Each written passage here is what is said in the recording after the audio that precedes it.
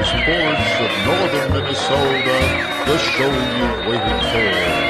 This is Grizzlies Loud, and I am honored to present our host, the man, the mystery, the legend. This is Grizzly.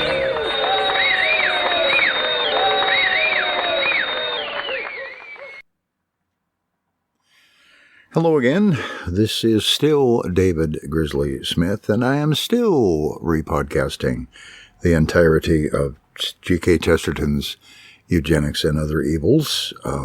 But you may note that I started doing this at the beginning of March, and things have changed a little bit since the beginning of March. There are people that are out on the front lines of this particular war we're going through.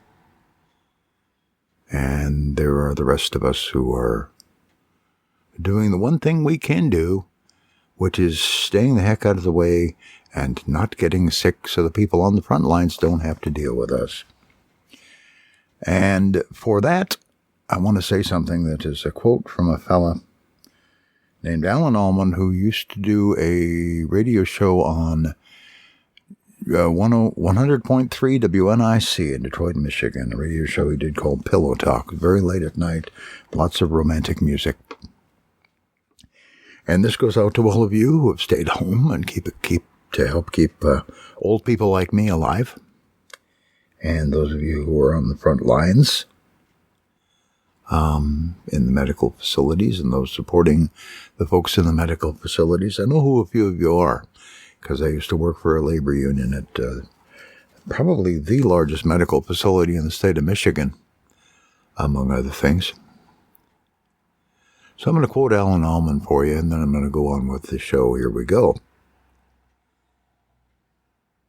Thank you for being there when I needed you. And thank you for just being you. Sweet dreams, angels. Episode 9.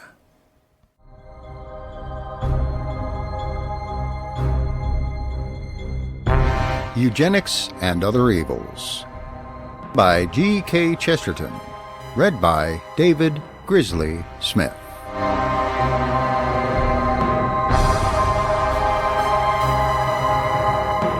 Part 2.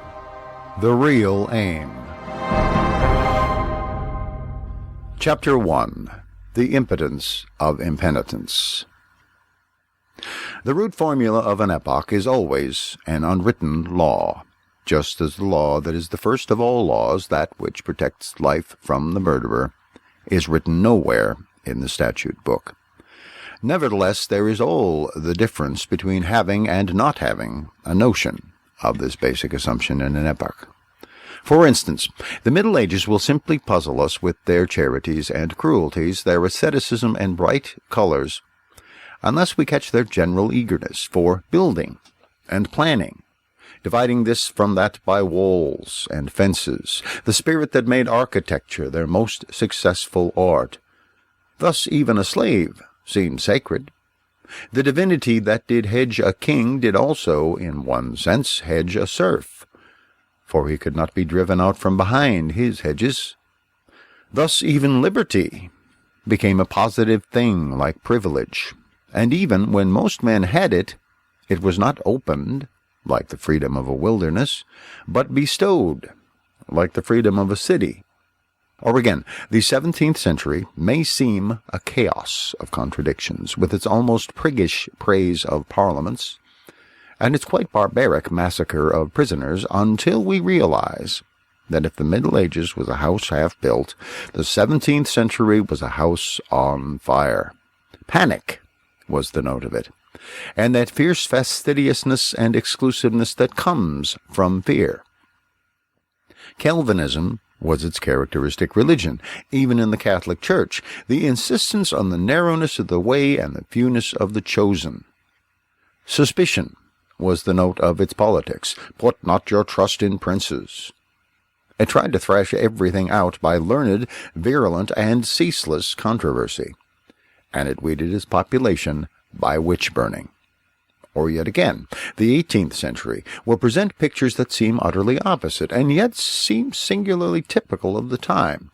The sack of Versailles, and the Vicar of Wakefield, the pastorals of Watteau, and the dynamite speeches of Danton.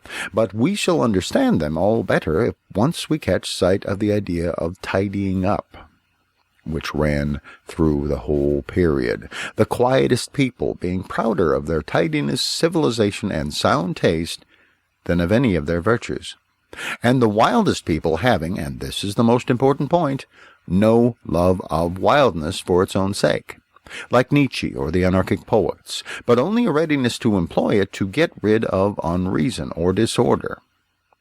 With these epochs it is not altogether impossible to say that some such form of words is a key. The epoch for which it is almost impossible to find a form of words is our own. Nevertheless, I think that with us the key word is inevitability, or, as I should be inclined to call it, impenitence. We are subconsciously dominated in all departments by the notion that there is no turning back, and it is rooted in materialism and the denial of free will. Take any handful of modern facts and compare them with the corresponding facts a few hundred years ago. Compare the modern party system with the political factions of the 17th century. The difference is that in the older time, the party leaders not only really cut off each other's heads, but, what is much more alarming, really repealed each other's laws. With us, it has become traditional for one party to inherit and leave untouched the acts of the other when made, however bitterly they were attacked in the making. James II and his nephew William were neither of them very gay specimens, but they would both have laughed at the idea of a continuous foreign policy. The Tories were not conservatives. They were, in the literal sense, reactionaries. They did not merely want to keep the Stuarts, they wanted to bring them back. Or again, consider how obstinately the English medieval monarchy returned again and again to its vision of French possessions, trying to reverse the decision of fates. How Edward III returned to the charge after the defeats of John and Henry III, and Henry V after the failure of Edward III, and how even Mary had that written on her heart which was neither her husband nor her religion. And then consider this, that we have comparatively lately known a universal orgy of the thing called imperialism, the unity of the empire the only topic, colonies counted like crown jewels, and the Union Jack waved across the world, and yet no one so much as dreamed, I will not say of recovering the American colonies for the imperial unity, which would have been too dangerous a task for modern empire builders, but even of retelling the story from an imperial standpoint. Henry V justified the claims of Edward III. Joseph Chamberlain would not have dreamed of justifying the claims of George III. Nay, Shakespeare justifies the French war, and sticks to Talbot, and defies the legend of Joan of Arc. Mr. Kipling would not dare to justify the American war, stick to Burgoyne, and defy the legend of Washington. Yet there really was much more to be said for George III than there ever was for Henry V. It was not said, much less acted upon by the modern imperialists, because of this basic modern sense, that as the future is inevitable, so is the past irrevocable. Any fact so complete as the American exodus from the empire must be considered as final for eons, though it hardly happened more than 100 years ago. Merely because it has managed to occur, it must be called first a necessary evil, and then an indispensable good. I need not add that I do not want to reconquer America, but then I am not an imperialist. Then there is another way of testing it. Ask yourself how many people you have met who grumbled at a thing as incurable, and how many who attacked it as curable. How many people we have heard abuse the British elementary schools as they would abuse the British climate. How few have we met who realized that British education can be altered, but British weather cannot. How few there were that knew that the clouds were more immortal and more solid than the schools. For 1,000 that regret compulsory education, where is the 100 or the 10 or the 1 who would repeal compulsory education? Indeed, the very word proves my case by its unpromising and unfamiliar sound. At the beginning of our epoch, men talked with equal ease about reform and repeal. Now everybody talks about reform, but nobody talks about repeal. Our fathers did not talk of free trade, but of the repeal of the Corn Laws. They did not talk of home rule, but of the repeal of the Union. In those days, people talked of a repealer as the most practical of all politicians, the kind of politician that carries a club. Now the repealer is flung far into the province of an impossible idealism, and the leader of one of our great parties, having said in a heat of temporary sincerity that he would repeal an act, actually had to write to all the papers to assure them that he would only amend it. I need not multiply instances, though they might be multiplied almost to 1,000,000. The note of the age is to suggest that the past may just as well be praised, since it cannot be mended. Men actually in that past have toiled like ants and died like locusts to undo some previous settlement that seemed secure. But we cannot do so much as repeal an act of Parliament. We entertain the weak-minded notion that what is done can't be undone. Our view was well summarized in a typical Victorian song with the refrain, "The mill will never grind again the water that is past." There are many answers to this. One, which would involve a disquisition on the phenomena of evaporation and dew, we will here avoid. Another is that to the minds of simple country folk, the object of the mill is not to grind water, but to grind corn, and, that strange as it may seem, there really have been societies sufficiently vigilant and valiant to prevent their corn perpetually flowing away from them to the tune of a sentimental song. Now, this modern refusal to undo what has been done is not only an intellectual fault, it is a moral fault also. It is not merely our mental inability to understand the mistake we have made. It is also our spiritual refusal to admit that we have made a mistake.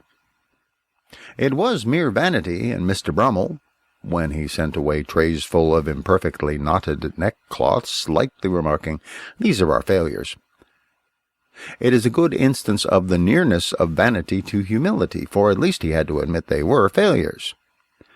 But it would have been spiritual pride in Mr. Brummel if he had tied on all the cravats, one on top of the other, lest his valet should discover that he had ever tied one badly. For in spiritual pride there is always an element of secrecy and solitude. Mr. Brummel would be satanic. Also, which I fear would affect him more, he would be badly dressed. But he would be a perfect presentation of the modern publicist who cannot do anything right because he must not admit that he ever did anything wrong. This strange, weak obstinacy, this persistence in the wrong path of progress, grows weaker and worse, as do all such weak things. And by the time in which I write, its moral attitude has taken on something of the sinister and even the horrible. Our mistakes have become our secrets.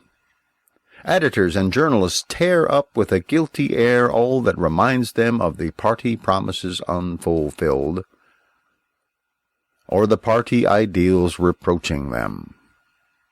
It is true of our statesmen, much more than of our bishops, of whom Mr. Wells said it, that socially in evidence, they are intellectually in hiding. The society is heavy with unconfessed sins. Its mind is sore and silent with painful subjects. It has a constipation of conscience. There are many things it has done and allowed to be done which it does not really dare to think about. It calls them by other names and tries to talk itself into faith in a false past, as men make up the things they would have said in a quarrel. Of these sins one lies buried deepest but most noisome, and though it is stifled, stinks. The true story of the relations of the rich man and the poor in England.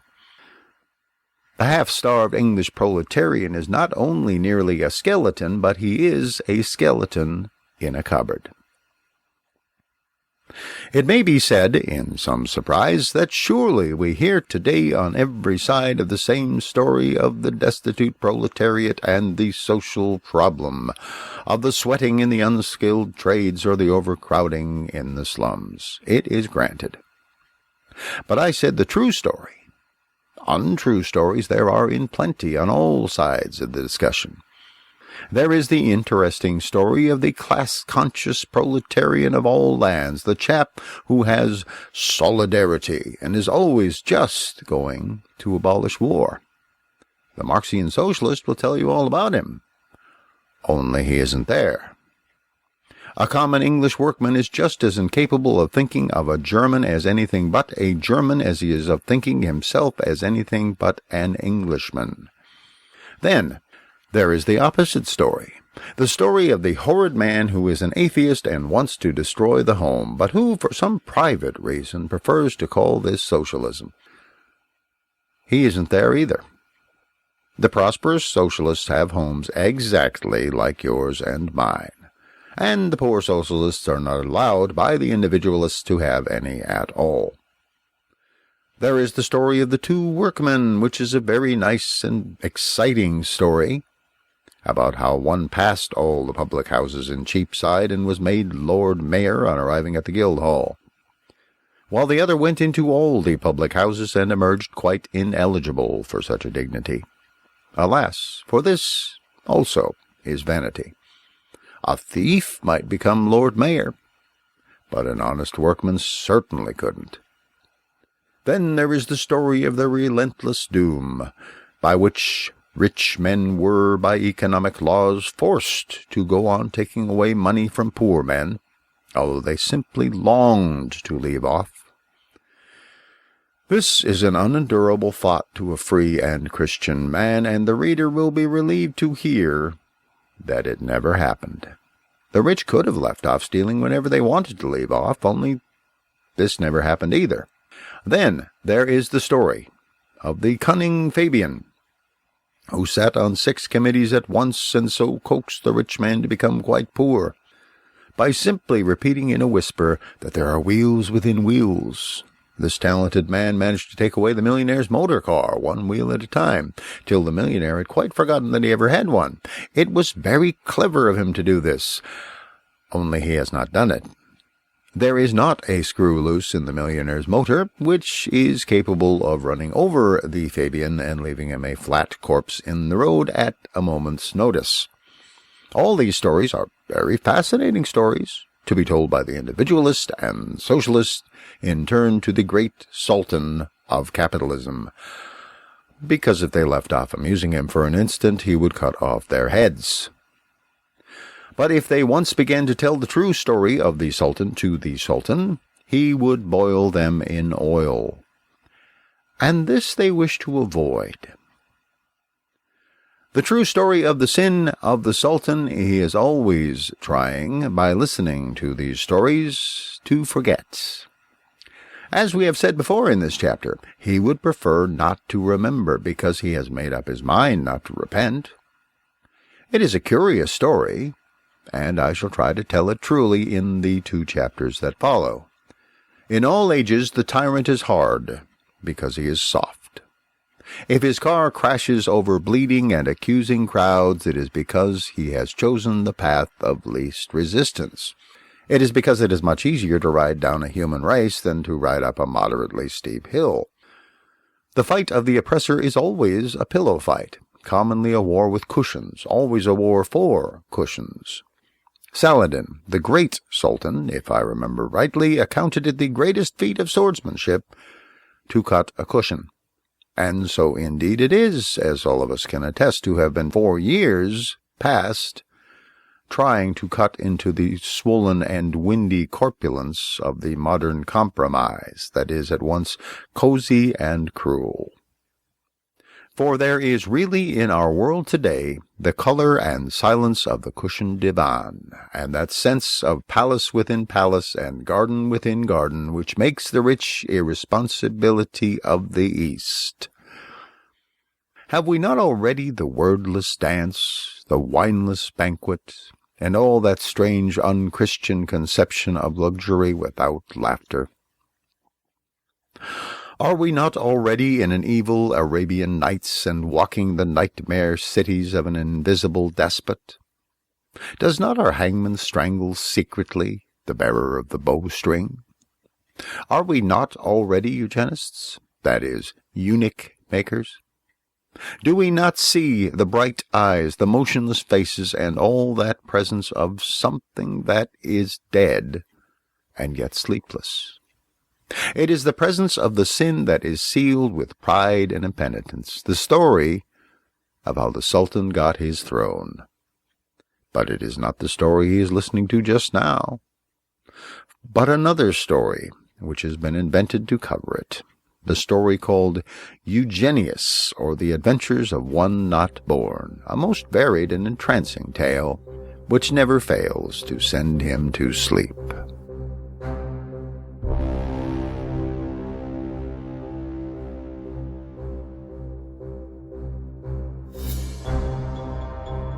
Thank you for listening to Eugenics and Other Evils by G.K. Chesterton, read by me, David Grizzly Smith.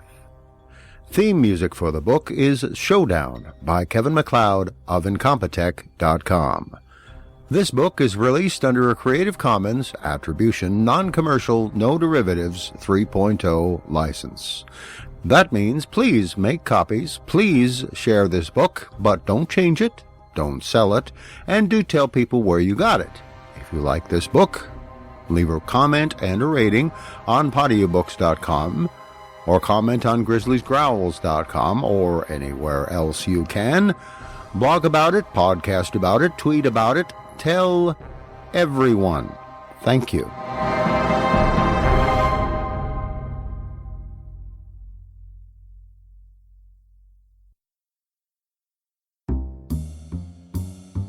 Thank you for listening to Grizzly's Growls, the life and times of a minor local celebrity. If you like the show, tell your friends. If you don't like the show, tell your enemies. If this podcast lasts more than 4 hours, see your doctor.